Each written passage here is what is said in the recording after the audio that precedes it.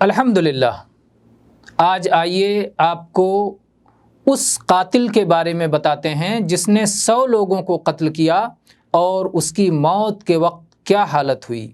وہ شخص جس نے 100 لوگوں کو قتل کیا اور ندامت کے ساتھ توبہ کی خاطر ایک عالم سے مسئلہ پوچھا تو عالم نے اسے اپنی بستی چھوڑ کر ایک دوسری بستی کی طرف جانے کی ہدایت کی۔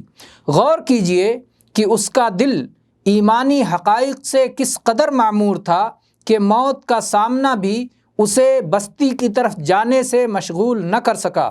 وہ اس حالت میں بھی موت کی سختیوں کو جھیلتے ہوئے سینے کے بل گھسٹ گھسٹ کر آگے بڑھتا رہا۔ اس کی شان ہی الگ تھی اور اس کا ایمان ہی جدا تھا۔ یہی تو وہ راز ہے جس کی بنا پر اسے نیک بستی کے لوگوں کے ساتھ شامل کر دیا گیا اور اسے بھی انہی کا ایک فرد مان لیا گیا اور اسے جنت دے دی گئی۔